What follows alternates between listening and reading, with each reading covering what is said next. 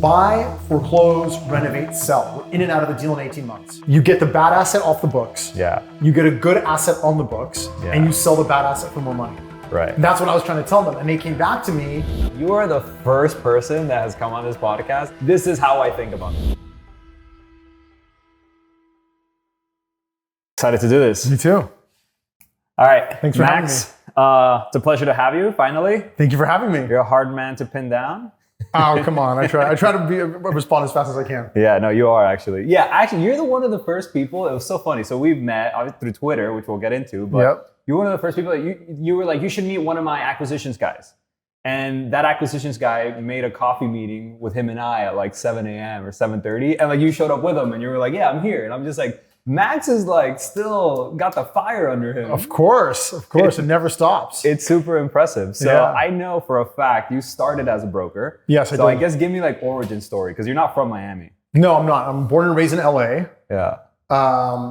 My family came to the US in 1979. My mom was already pregnant with me. Mm-hmm. So they came in June 79. I was born a few months later in September 79. Mm-hmm. I didn't even speak English till I was about 5 years old. Really? Yeah. So I'm still fluent in Russian. Oh, wow. We're from the former Soviet Union and Ukraine, what is now Ukraine. Mm-hmm. And grew up in West Hollywood, went to public school and a little bit of private school, never left LA for college or at all. I didn't leave LA. I didn't live anywhere but LA until I was 41 years old when I moved to Miami. No way. Yeah. So I went to Loyola Marymount University, then went from Loyola straight to Marcus Millichap. Right. So that was your whole brokerage career. Exactly. So did you graduate saying like real estate's going to be where I'm going to, do my thing for the rest of my life? Or did you just like stumble into Marcus? So I was graduating at the time of the dot-com bubble. Okay. Right? Everything had just exploded. Okay. And I loved the idea of real estate because it was tangible, it was real, you could see it, feel it, touch it. And it just seemed like, look at all these giant buildings. Somebody's got to be making a lot of money on this.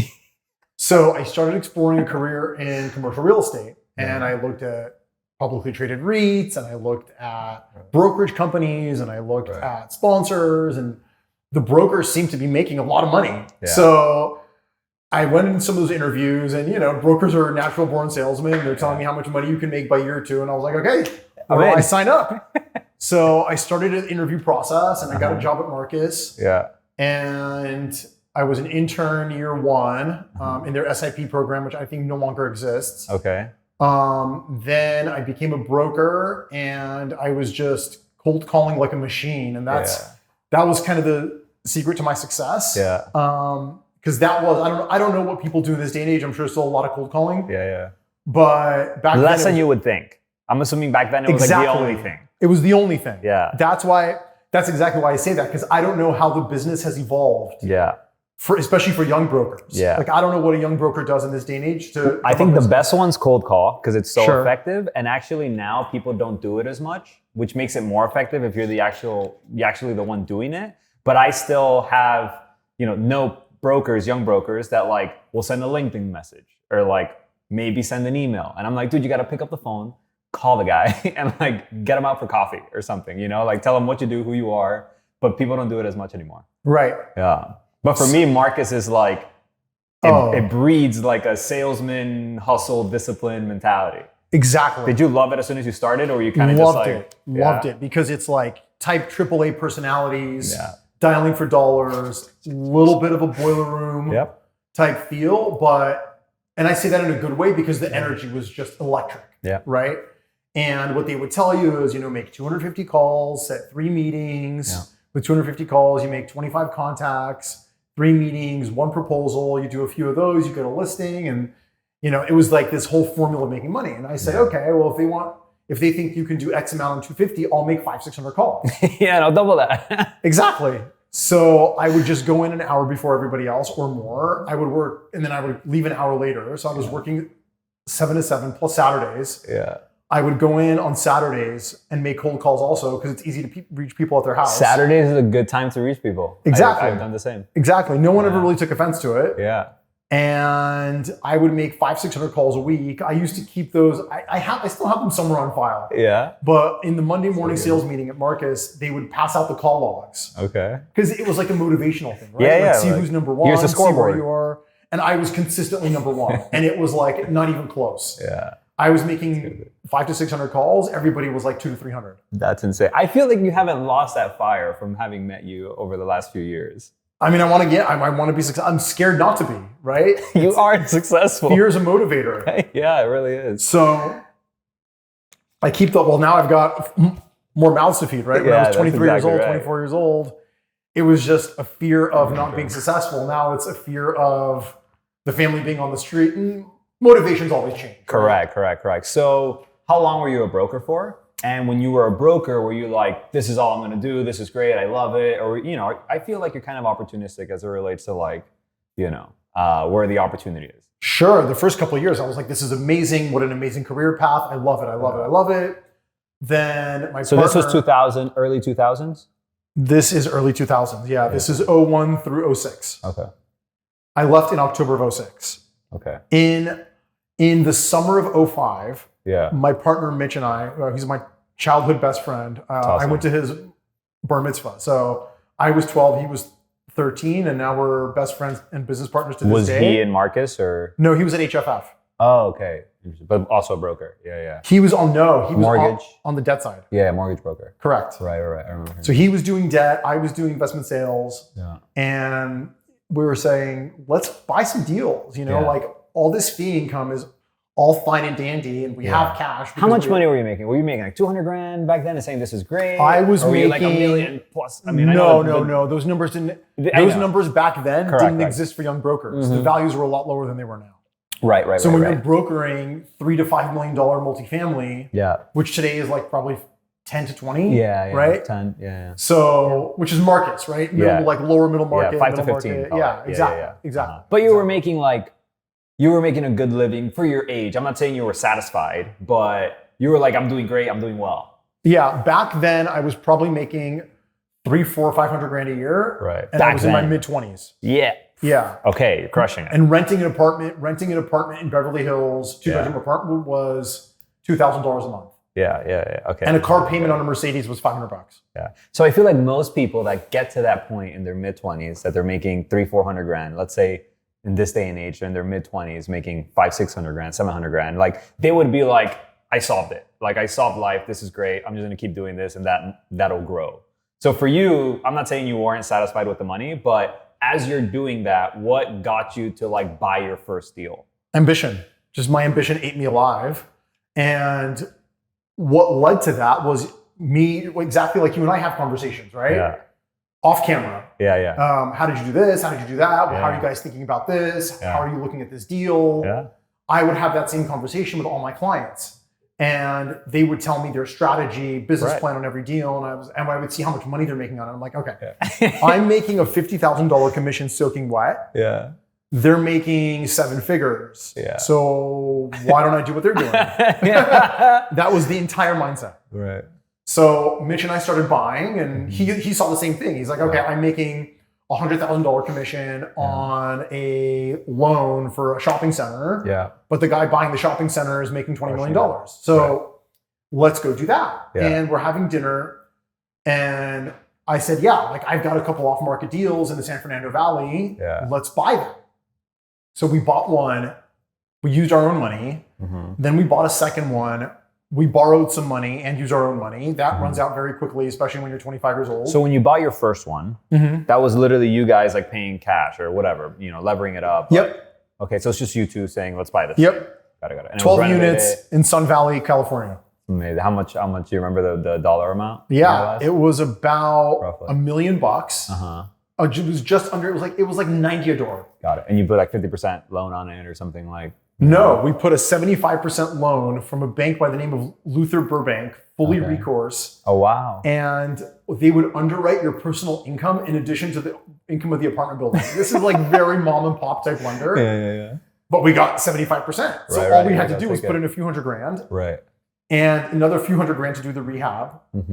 We moved the rents We basically doubled the NOI in a year. That's insane. But before you get into that, how competitive? Like if I'm, let's say me, I want to be Max, and now I go look at a 12-unit building in Little Havana, right? Like, do you feel like it was the same competition in the early 2000s as it is now for me to go look at, go try to buy $1 million 12-unit building? Probably, but I was a broker, so I could just figure it out off market. Right. You're like, I wasn't competing, and there were no best in finals for 12-unit buildings in Sun Valley. Yeah, you're like, I'm your buyer. Little Havana is way better than Sun Valley, by the way. Yeah. Sun Valley's a little bit more Miami Gardens than it is Little Havana. You're like out there. I mean, yeah, it's just like super blue collar. You're not really getting much rent growth. So you do 12 units. When you start raising capital? By deal number 3, we're raising capital. Deal 3, 4, we're raising capital. And are you still brokerage? Are you still at Marcus and kind of like playing both sides? So we bought our first 2. We closed December 2005. Okay. Then we bought 2 more, maybe 2, 3 more in 06. By October, we decided in 06, okay, let's screw it, we're doing this full time. Yeah. Because we saw how much money we were going to make on each deal. Right. And just like the example I gave earlier, I'm like, why am I in the commission business? Right. Yeah. Why am I spending 12 hours a day to make this much money when I can see how much money I'm already going to make from these exits? Yeah. And I could do a 1031 exchange and not pay taxes. Right. And I get depreciation and like, let's do this. Was it Trion? Green light. Was Trion Properties the name since like from day one, or no? Did I not tell you how we got that name? No. So Mitch went to USC. He's a Trojan. Okay. I went to LMU. I'm a Lion. We combined Trojan and Lion. We got Trion. Oh, that's amazing. Yeah, it's our college alma mater. And that's how it started. Trion Properties. Or you guys were we were leaving. Max we're like, Mitch, we can't just keep calling it 123 Main Street LLC.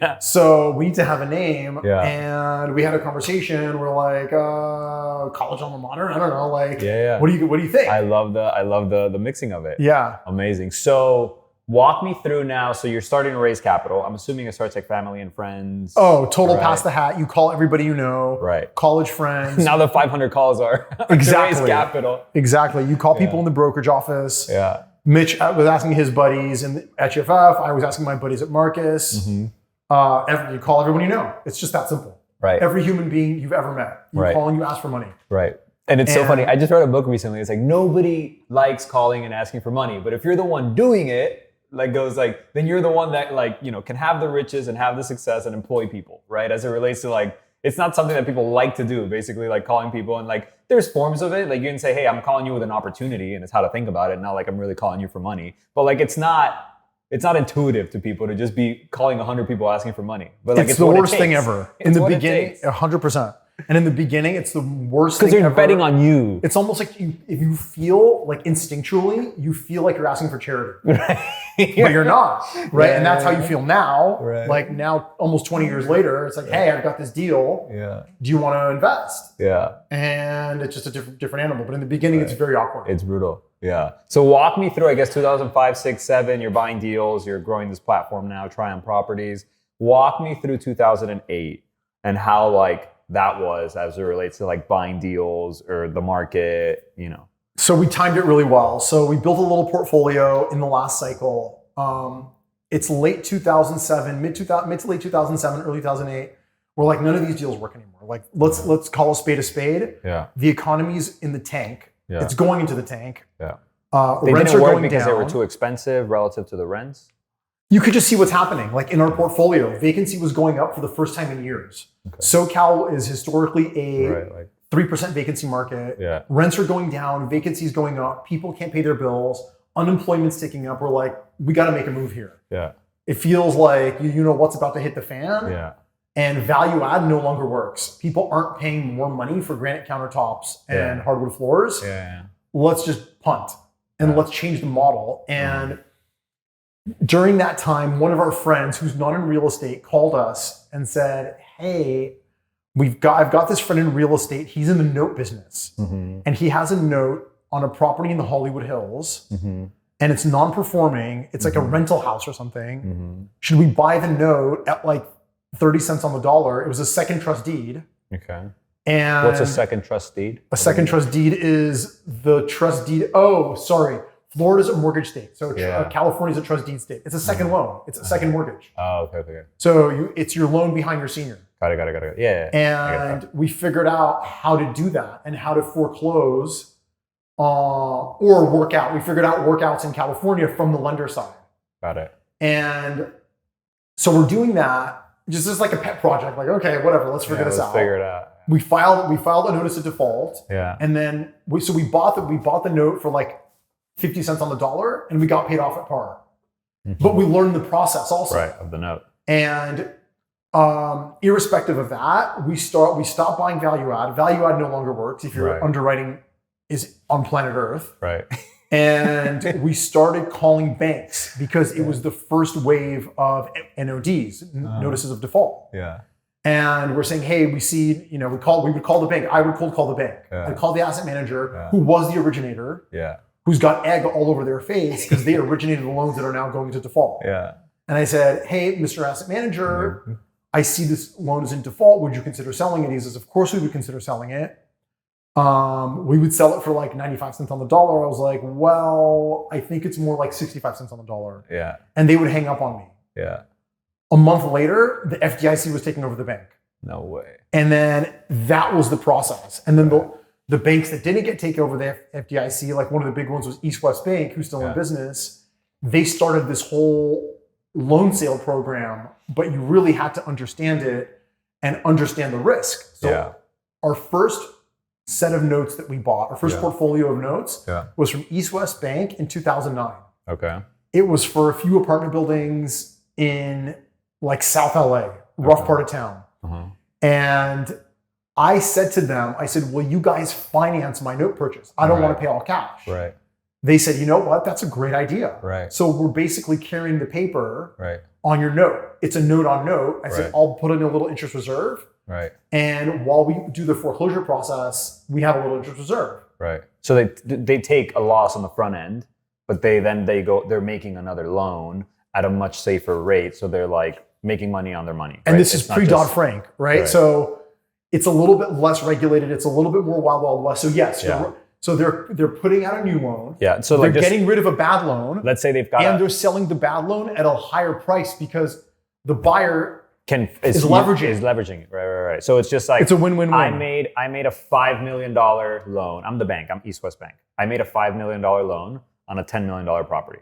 Right. Correct. Now that property, I can't sell it, and it's below my $5 million loan, original loan. Right. Right. Now Max is asking to buy this thing for $2 million. Let's say. Okay. But if I finance Max $2 million acquisition, I can get Max to pay $3 million. Correct. Let's say. Correct. Great. So I'm going to now make a new loan for, let's say, $1 million, get Max to pay $3 million, which basically puts another $1 million in my pocket because he was going to pay $2 million. And I'm making a loan, and I'm not losing as much as I would lose if I didn't finance Max. Yes. Pretty much.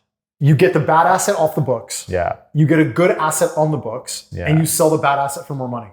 Right. And that's what I was trying to tell them. And they came back to me and they said, okay, we'll do it. Yeah. And we did it and we closed. And unfortunately, those went into foreclosure. Yeah. We took all the properties back. Yeah. And what separated us from everybody else during that period that was buying notes is we had a management team and a construction team. These properties were 50% vacant, just run into the ground. Right, need to work. So we renovated them. By renovated, I don't mean granite countertops. I mean just clean up the units, make them rent ready, take them from 50% occupancy to 90% occupancy and sell them. Right. So we did that with our first batch. Then we did it. Then we kept buying more notes. Yeah. Because it just made sense relative to like buying just deals that weren't performing, like that brokers are trying to sell you or something like that. In 2009, 10, 11, 12, during the GFC, 4 years, we did not buy a property from a private individual organization. Every single deal we did was lender seller. Wow. So it was either a bank, Fannie, Freddie, CMBS, servicer. That was our entire life. Right. And then we picked off our last one for Q1 2013, and then we went back to value add. Got it. And so this is just it was about 20 deals. Random question that pops into my head. I just sold some properties for a guy that bought them in 2010, 2011, 2012. And like he basically, his cash flow was booming. And then now he's obviously made a huge lift on the assets that he bought. And same thing. It was like, I sold it for $9 million and he bought it for $1 million, of which 800 grand was from the bank or some crazy like number like that. Do you felt like you should have held those properties, or were you growing a business and like getting your promote? Like, Yeah, growing a business and making my promote. There's no way I could help those properties. Look, your guy that you did those for, he's probably not super active. No, exactly. He's got cash flow, and he's just exactly. Yeah. He's probably looked at it the same way you were making the example you gave earlier about a broker making $700,000 a year. That's it. I'm done. I made it. Yeah. He probably figured, okay, I have enough. Look at this cash. I got $1 million in cash flow a year, let's say, from all these properties. I'm chilling. We want to keep growing. So the stuff we were buying back then. In LA and throughout California, they were all like 30 to 120 unit buildings, right? Yeah. That were worth $5 to $10 million. Right. And we just want to keep growing. So we recycled it, and it wouldn't make sense for us to even have those in portfolio anymore. Right. What made you want to go in-house with your property management and construction? Oh, because we did third-party management out of the gates in 2006 and we didn't like it. Yeah. So our first hire, even before I hired an assistant to like do office management, was operations. Interesting. So it wasn't feasible. Like you're paying this person more than you're collecting in management fees. Right. But you're scaling the business. Right. Smart. Yeah, because that's what I hear. It's like, hey, if you're managing 50 units, you're like losing money pretty much or something. 50 like units, you got to get to like north of 500 or 1,000 or whatever. To start making that up. Okay, so another question, because I still want to go chronologically through where you started and where you are today, but note sales. Do you feel like the environment that we're in today has opportunities for note sales? No, I mean, I agree, but why? I'm curious. Why do you think that hasn't been the result of the interest rate hikes that we've seen? Because note sales are a product of a disastrous economy. 1990s S&L crisis, 2008 to 12 global financial crisis. Yeah. This interest rate shock is extremely horrible for us in the real estate business, and it's a major nuisance, but most of us are working through it. Right. And most of us we'll get on to the other side of this. Right. We'll have some losses, we'll have some pain. Yeah. There's some regional banks that are, going bust and stuff, but it's not this widespread JP Morgan Chase is about to go belly up or something. Correct. So we saw 5 banks go under last year, 6 banks. Yeah. Maybe 7, 8 throughout this whole period. Yeah. During the GFC, 400 banks went under. Yeah, that's crazy. So this is 1%, 2% of the GFC. And kind of like the example you were using earlier to figure out the math. Yeah. Somebody bought a building for $10 million. Yeah. Financed it for 6.5. Yeah. The properties then were worth 4.5. Yeah. So they were worth half of, and then we would buy the note for 3. Yeah. It's crazy. 3.5. That's crazy. And banks were failing daily. Yeah. It was a different environment. Because right now. And unemployment, by the way, was 10%. Right. So macro. Right. Unemployment was 10% published. It was probably more like 15, 20. Yeah. Right? It was the worst recession since the global depression. The Great Depression, excuse me. Yeah. It was the global financial crisis. It was awful. Yeah. And right now, like I know properties that have their loan is probably higher than the property's worth today. Like it's almost at par, right? Like let's say they bought it for $100 million, they made a $75 million loan. Like the property today may be worth $75 million or a little under that, but there's not this like widespread distress to like sell it, get it off the books. Like the client has access to like a pref equity piece that'll help them pay the rate cap or extend the loan another 2-3 years. And basically being able to like parse that default from, not default, but like a loan coming due across thousands of properties means that there's not this wave of like sales that like hit. Because I remember in 2022 when the interest rates shot up and everybody did the math of like, look how many 3-year bridge loans were made in 2021. Fast forward to 2024, all those are gonna be like in the gutter and I'm gonna be buying properties for pennies on the dollar. And like right now we're, 3/4 of the way through 2024 and it's not really what we're seeing. Yeah, because people don't understand the lending business, right? Everybody that had that thesis doesn't understand how lenders work. Yeah, loan modifications. Correct. Yeah. Ultimately, they don't want to take deals back. Correct. They want to work with their borrowers. It's a long-term business. Correct. Nobody wants to foreclose people out. Like even when we were buying non-performing debt, a lot of the times we would try, not every time we would try to figure something out, but a lot of the times we wouldn't foreclose. And especially towards the end of the GFC, as things started to improve, we bought a portfolio of notes from Chase at 80 cents on the dollar. And we financed them. So our down payment call was about 20 cents on the dollar. We bought it for it was an $8 million portfolio we bought for $5-6 million bucks. And we put $1.5 million down to close. That's incredible. We called the borrower the day of closing. We closed in the morning. Yeah. That afternoon, I call her and I said, hi, my name is Max. I'm your new lender. I bought the notes on your 4-pack in Sacramento.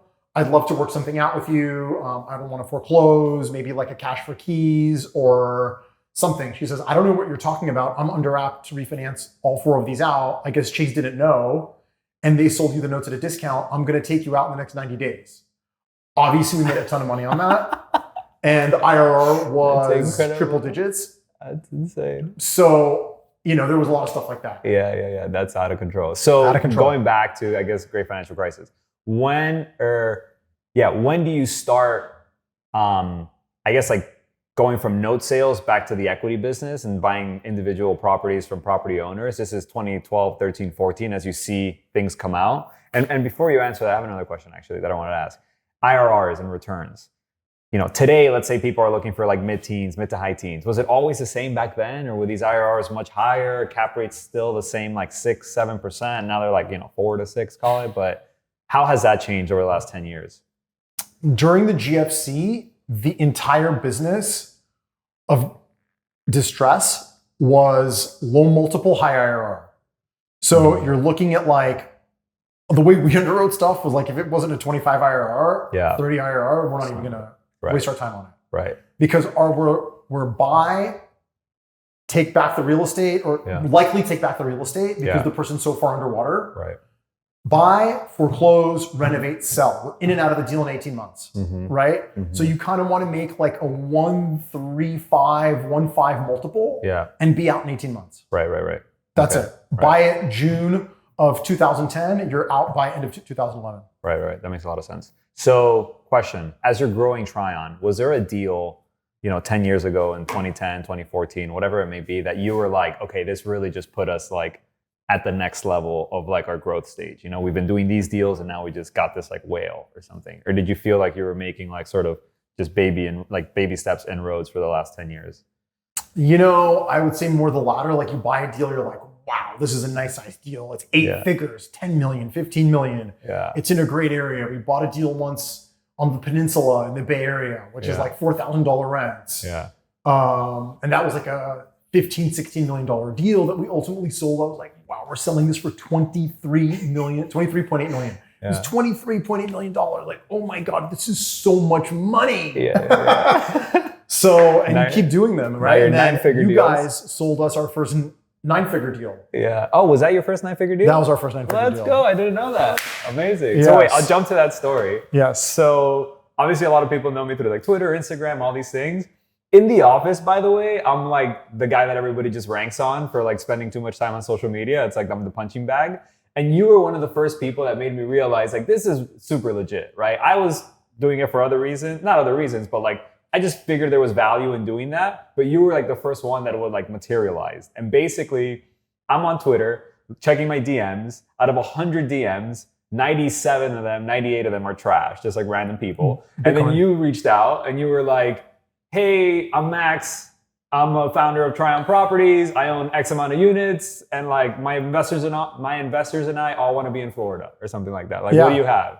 And I look, you barely had any followers. It's a picture of you hugging the Lombardi Trophy. And I'm like, hey, we've got some properties. And like within 3 to 6 months, you've got a north of $100 million deal under contract with like a huge deposit. I remember it was like a $5+ million $10 million. $10 million deposit. And the funniest thing is that my team was like, who's this Max guy that's like about to be under contract to buy this deal? And then the word got out internally that it's like this guy Omar found on Twitter or something. They're like, what the hell? Like everybody thought it was like this big fugazi or whatever. And then like, lo and behold, you're hard $10 million.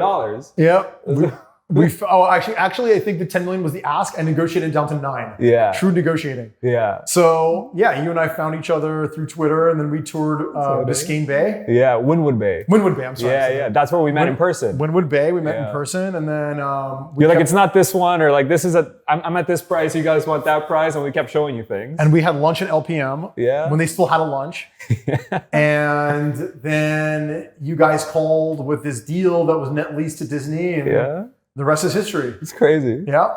So the funny thing is when the word started getting around first deal in Florida. Arcadia, it's incredible. I didn't know it was your first deal in Florida and your first 9-figure deal. Yep. I love it. When word started getting around Arcadia? When word started getting around in Arcadia, I was like, who's this Max guy? Who's this Max guy? And then like the answer to that question was like some guy from Twitter with Omar. Everybody was like, what the hell's going on? And then that's when Jared and the rest of my team were like, hey, keep doing that social media stuff. Like, I think it's working. And I'm like, you think it's working? Like, we're about to close a $110 million deal with some guy from Twitter. And then they all got on it. And then Jared started tweeting, and then other people started tweeting because then Jared started tweeting. Omar, retweet me. Omar. Exactly. I'm like pumping my team, you know? It's exactly. So what I loved about having met you in Miami when we first showed you those first few deals was your whole story of like, I've been in LA my whole life. I'm building a house in LA.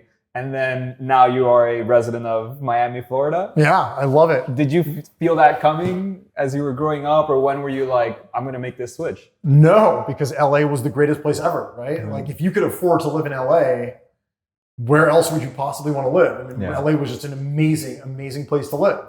Mm-hmm. Then COVID happened, and the city was definitely going through some issues, but it was less city of LA related, and it was more business related. Business was really the entire driving force behind the move because LA was burning at the time, literally. When you say at the time, what year? Summer 2020. Yeah.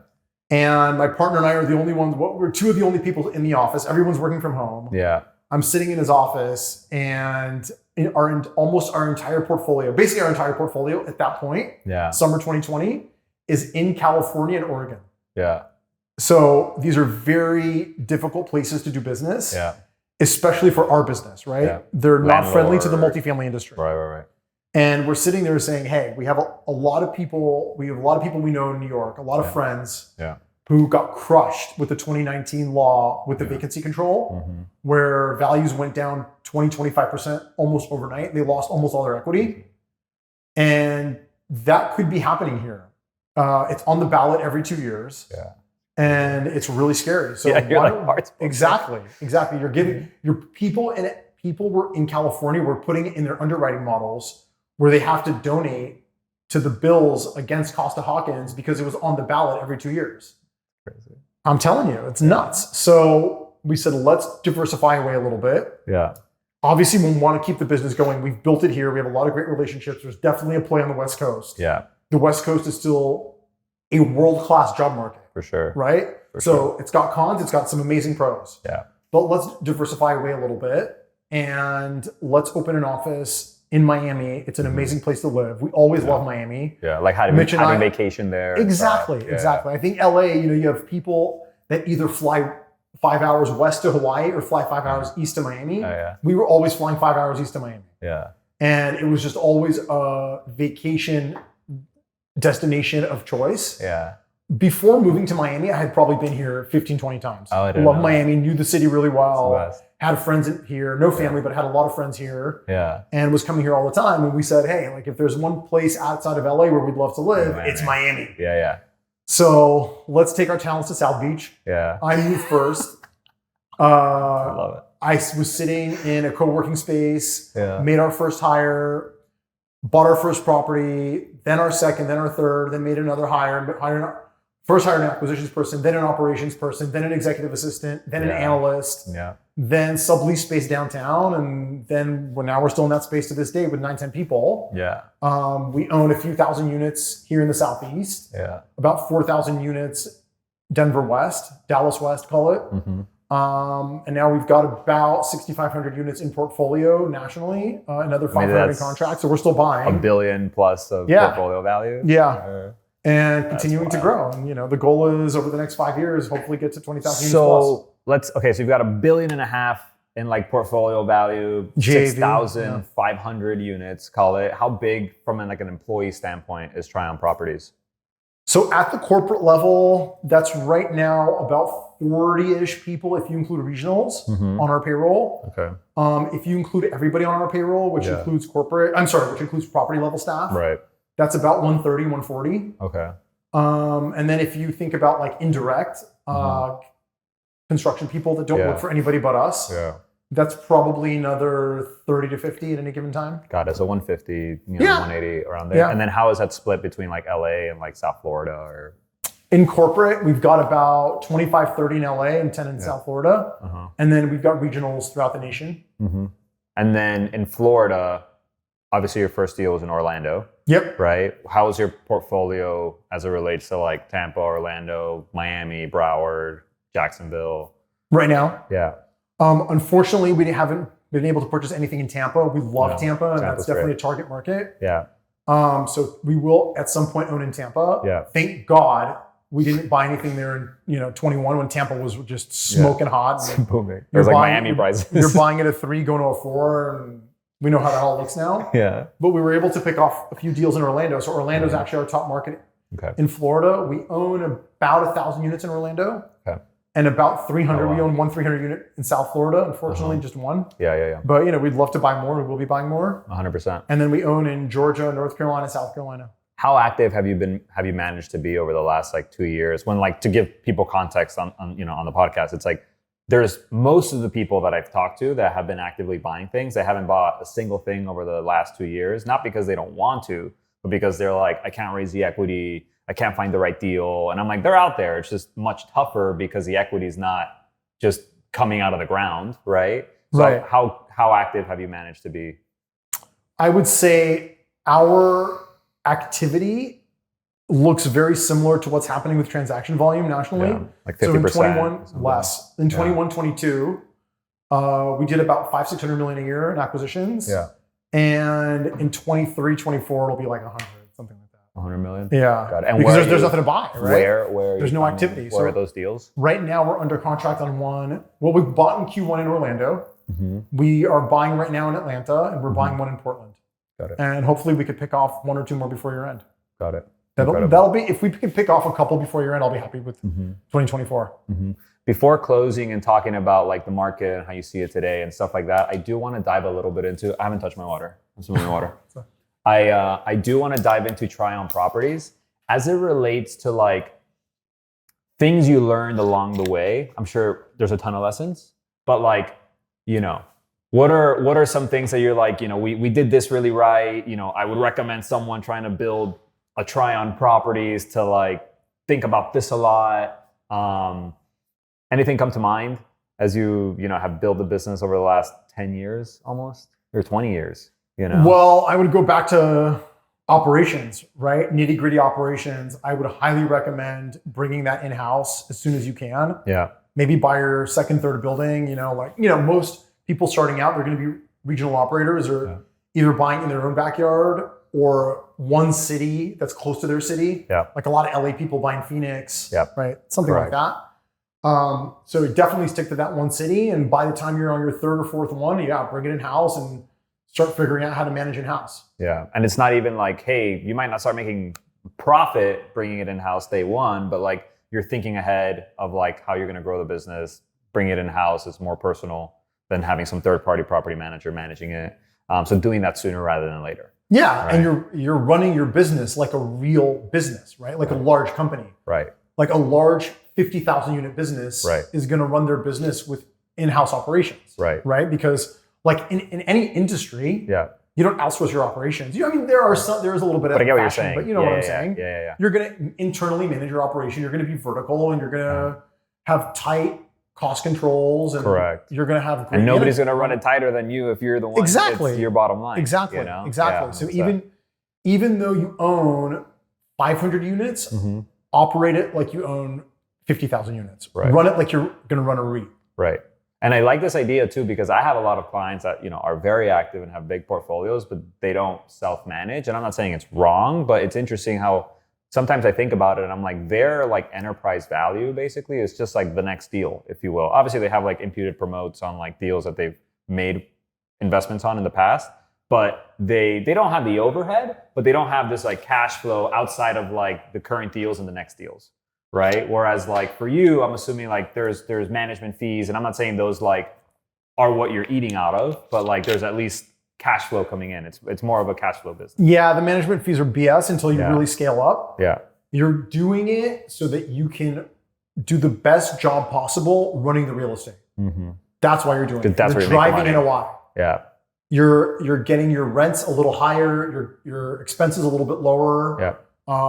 You might be executing on your CapEx, your project management better, faster, cheaper. So everything that's happening operationally, you're aiming to do it better than outsourcing it. That's the goal. And that will ultimately yield a higher IRR for your investors, and you'll make more money on it. Right. That's kind of the way you want to. And you don't third-party manage for other people. Only for us to, where we occasionally do it. Right now we're being, one of our LPs is asking us to step into a deal. Yeah. Actually, two of our LPs are. We're doing one on the West Coast and one in the Southeast. Got it. Because they had another third-party property manager, and they're like, "Hey, you run a tight ship. Can you come in?" Yeah, exactly. And for you, it's like you're doing a relationship. Like, sure, like we can bring this into the fold. Gives us like data of another property, stuff like that. Because I know a lot of people like managing because of the data that you get from it. Correct. Right. So, okay, now fast forward to, I guess, 2024. The 10-year has been under 4% for a few weeks now. Yep. Kind of where do you see the market? Where are we today that maybe 2 years ago you thought we wouldn't be, or you thought, it was going to be better or worse? What are your thoughts on where we are today? So let me preface this with, I'm not putting this in my underwriting. This is just an opinion, right? So our underwriting is going to be more conservative than how I feel about the economy. Right. I think the economy is currently much worse than it is. Yeah. We just saw a report a few days ago that over 800,000 jobs actually weren't there. They vanished. Yeah, and it was incorrect calculations. Crazy. I think the methodology on what our federal government does to calculate what's happening in the housing market is absurd with owner's equivalent rent. Yeah. And how they're thinking about rent growth and how that factors into inflation. And everybody knows in our industry that rents have gone down over the past year. Yeah. But according to the feds, rents have been going up because of the methodology they're using. And that is a 33% input into CPI and a 40% input into core. That's really scary if you think about that, because they're creating monetary policy based on that. Right. So what you're saying is, hey, 33% of the CPI index comes from housing and shelter. Whatever the CPI index says, that's one of the indicators of like whether to hike rates or loosen rates. Correct. Like drop rates. And what you're saying is 33% of that index is wrong, right? Correct. Like it's not being calculated with reality. And that's because correct. They're showing rents continuing to grow, and you're feeling that rents across the country or portfolio or whatever are more flat or not growing as much as they're presuming. Yes, exactly. And throughout the year, every month a CPI print comes out, and I'm bashing my head into the monitor 6% or because they're talking about all this growth in housing, and it's wrong. We have the data at our fingertips. Right. All of us have the data at our fingertips. Right. We have our own data. We have CoStar. We know rents are going down. And it's so frustrating watching the Fed set the nation's monetary policy based on incorrect data. Right. So all that said, I think the Fed now realizes what's going on. The lagging indicators are now catching up. The jobs aren't there. Unemployment has gone from 3.5 to 4.3, and it's probably going to be 4.5, 4.7 by the end of the year or sooner. And all that said, I think we'll probably get a 50 in September cut, a 50 in November, and a 25 in December. So I think 125 before year end. And then I think Fed funds is probably at 3.25 by the end of 2025. You are the first person that has come on this podcast, and I'm not saying you're saying I'm right, this is exactly what's going to happen, but like at least put it out there. Like, this is how I think about this, and this is where I think about it. Definitely. Everyone gives me like, and I'm not saying it's wrong, by the way, for all the other people that have been on this podcast, but I think it's, they give me generalizations. You were like 50 rate cut in September, 50 rate cut after that, 25 after that. Yep. I have a good buddy who's in retail, owns a lot of shopping centers. And every time there's a CPI print or a jobs report, he calls me. Yeah.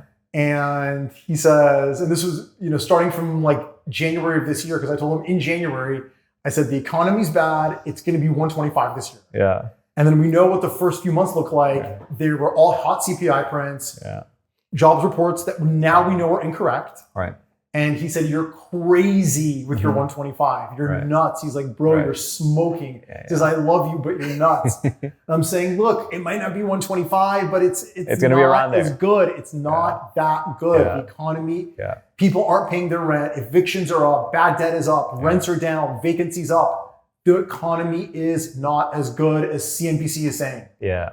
And here we are. Yeah. So I'll tell you this from a personal anecdote. I've received more calls over the last month and a half, 2 months, than I've ever received of people that are getting laid off and are asking me like, who can you introduce me to? You obviously know a lot of players in the industry, and whether they were acquisitions guys for like existing multifamily properties or acquisitions guys for development shops. I've gotten 4 or 5 calls in the last month. Well, people that like had great jobs at great companies. I'm not saying like Blackstone, but like, a sizable portfolio who they were working under, and they're just like, we're not buying anything. And it makes sense that like they don't need me if we're not buying anything, sort of thing. Exactly. And I'm like, man. And like I got 1 call and I'm like, hey, I'll look around. I got 2 calls. I'm like, yeah, I'll ask around 3, 4. I'm like, Jesus, this is pretty crazy. Yep. It's wild. So how does that translate to your underwriting now, right? Having this look of kind of where the world's headed. Obviously you're still underwriting deals, you're still submitting offers for properties. My understanding is that you're basically not leaning in as much to the projections. You're not saying, I'm going to pump the rents here year 1 because you don't think the world is heading in that direction. How does that translate to your underwriting? So I would say we are underwriting a little bit of cap rate compression. Mm-hmm. I think at this point that's safe and normal and not overly aggressive because the cap rates are where they are today because interest rates are so high. Right. Cap rates right now are the highest I've seen them since I would say 2012, 2013. Yeah. Probably fair assessment. That's crazy. Yeah. And the reason they're at that level is because of interest rates. So if you believe interest rates are going to go down to 3.5, which is a 200 basis point, 250 basis point decrease, then cap rates are going to go down. So stuff right now that we're buying at a 6, we're underwriting at 5.5, 5.75. Exit. Yeah. Mm-hmm. We're not getting into like 4.5 territory, but I think now you'd be buying everything. Yeah. Rent growth, it depends. Sometimes it's a little bit of rent growth in year 1 because we actually are seeing some rent growth now, a little bit of rent growth in our portfolio. We're seeing things starting to turn around, depends on the market. Right. Supply is starting to fall off a cliff. So definitely year 2, year 3, year 4 rent growth. Right. You're like speeding it up. Yeah. Right. For sure. I mean, you're 3. There's no more. I mean, we never, thank God, we never got into like 6, 7, 8% rent growth. In perpetuity. But we had, there was so much inflation. Yeah. There was so much rental inflation. Yeah. In 21, 22, that underwriting 4 to 5% rent growth was conservative. Yeah.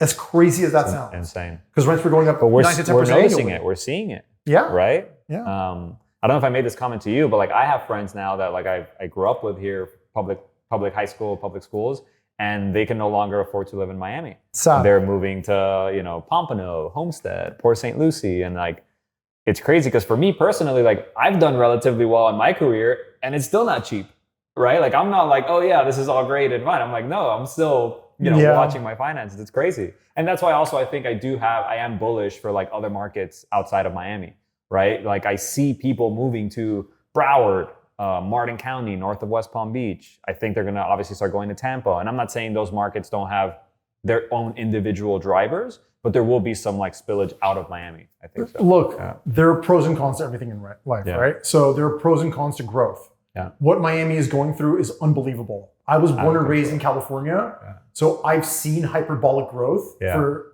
10, 20 years at a time. Yeah. The downside, one of those cons, is a lot of people that grew up in a certain place can no longer afford to live there. Correct. Because the rents go from $1,500 to $2,000 to $3,000 to $4,000 to $5,000, and then you just get priced out. Yeah. The price of a small house goes from $500,000 to $800,000 to $1.5 million to $2 million. I've seen it in California. It's happening here. Yeah. And there's a lot of great new talent coming in. Yeah. Citadel's here. They poached somebody from our company, actually. No way. If she's listening to this, I miss you. I love that. We're going to clip that. We're going to send it to her. I love it. So big company like that moves in. Yeah. Companies like ours might lose an employer or two. Yeah. Okay, whatever. It's annoying, but for sure. Those people that are now getting hired by these new companies make a lot more money. Right. Because these companies can pay that kind of money because they're that successful. Yeah. That's got, it's huge for the local economy. Yeah. The pros outweigh the cons. Yeah. So there are cons, but the pros outweigh the cons. Yeah. And I think the speed in which it happened in Miami is kind of what's leading to a lot of that, friction. But I am bullish on how much Miami or the state of Florida is being forward thinking about infrastructure and investing into these things and allowing the businesses to come in and allowing supply to grow and allowing developers to build more units and things like that versus things that I've seen in California or read about in California that are counterintuitive to the growth that's coming into the into the state. Correct. Yeah, so it's Governor good. Jerry Brown, once upon a time, the first time he was governor. That's in California? Yes. He was a notorious NIMBY. Notorious. Yeah. Until very late in his career, the second time he was governor, that he started to realize that construction is good and development is good. And right. Jobs, supply, like. 40 years ago, 50 years ago when he was governor, he ran on a platform of if you don't build it, they won't come. And that obviously doesn't work. So what's great about Miami is build, baby, build, right? Yeah. It's the exact opposite end of the spectrum. Yeah. So at least you have smart public policy. Yeah. Live local, right? Now Love you've got even more incentive to build more density, more housing, and a component of all that new housing will be affordable. Yeah. So it's smart. You have really, really smart politicians. Yeah. On both sides of the aisle, who are driving this just phenomenal public policy on how to make Miami just an amazing place to live over the long term for everybody here. Yeah. And the other thing too, I mean, I always want to end it there. That's how good that was. But New York, when I think about New York, what a lot of people like about New York is the density, right? There's so much to do, so much to be. It's incredible. It's there's nothing like it in the US, like how New York and how dense it is. But for me, it's like, I'm not saying Miami's going to be New York, but like we are learning from how great the whole economy just kind of grows from the densification of a city. Of course. Is there more traffic? Yes, sure. Who cares? Right. Figure out some public transportation. Live, work, play. Live a little bit closer to where you work. But yes, there's nothing better than densification of a city. 100%. You get more people, more retail, more workers in the office space. Office needs it. And it's just... It's the best possible thing for a city. It's incredible. So, suburban sprawl is the worst. Huh? Suburban sprawl is the worst. We just get further and further and further away. Yeah. More traffic on people trying to come into the city. Yeah. Worse for the environment. Yeah. Right. Awful. Do you have any thoughts on like, with all the supply coming, right? Obviously it's gonna go down in 2026, 2027 because nobody's putting a shovel on the ground today unless it's like condos. But do you have any thoughts on like, hey, a lot of the success in California was that I bought these buildings and there was never any more supply coming in. Of course. Here, it's like there's supply, right? So how does that factor into, maybe like investment decisions and stuff like that? I mean, you said it, you got to think about it, right? So we're buying a building on 123 Main Street. Mm-hmm. This building on 123 Main Street, how many properties around it are coming out of the ground or have buildings coming out of the ground? Yeah. How's that going to affect rents? Yeah. Our building was built in 1981, not 2015. So our rents are about 25% lower, and we want to make sure they are 25% lower, right? So let's do a rent survey, not just on stuff that's built in the 80s. Let's do a rent survey on stuff that was built 2010 or newer. We want to make sure we have a nice, healthy delta there, right? And we want to be conservative with our rent growth. And I mean, it's all those are all things we're thinking about. And I guess within the multifamily space, do you see yourself buying or looking more at like value add deals, core plus deals, like newer vintage, or it's kind of like deal by deal basis? We'll kind of see what we like. It's all deal by deal. We're definitely, we cut our teeth buying a lot of 70s product and older product. Yeah. That's the West Coast. Yeah. Because the West Coast is so hard to build. Yeah. And it had a dearth of construction pretty much between 1995 or call it 1989, mm-hmm. right? The 80s were a huge boom, West Coast construction. Yeah. Then you had the S&L crisis. Yeah. And then there was almost no construction immediately after that. Then right around the time of the dot-com boom, mm-hmm. And the interest rate drops, you had a lot of new construction, but it was all condos. Yeah. Because you had subprime lending and you had very loose single-family lending. So everything on the West Coast that was built between 2001 and 10 is for sale, not for rent. Yeah. Crazy. So the moral of the story is we cut our teeth buying 1970s, 1980s product. Yeah. And now we're trying to get away from 70s. 80s are newer out there. Maybe a little bit newer out here. We're buying an 03 vintage deal right now in Atlanta. Mm-hmm. It's a little more core plusy. Yeah. We're buying an early 90s vintage deal in Portland, which is a great vintage, nice deal. So yeah. Yeah. Okay. And then closing remarks, I guess I want to make them about Miami. So I'm just curious, I don't know if this is too personal, but I'm curious, where did you end up landing in Miami? I always like knowing, like, did you end up going to Coconut Grove, Aventura, Sunny Isles? And how has that changed and how do you like it? Things like that. The first house I rented when I moved to Miami was in Bay Point, which I love. Yeah. Love. Yeah. And Then we lost our lease and we moved about 6 blocks south to Edgewater, just south of Julia Tuttle. Yeah.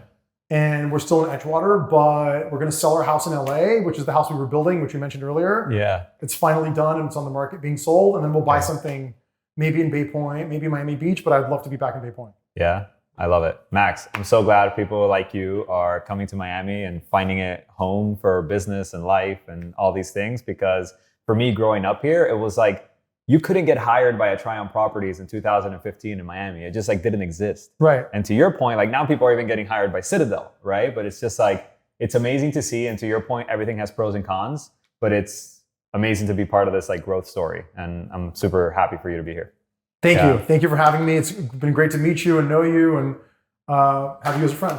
Absolutely. All right. Thank you, Max. Thank you.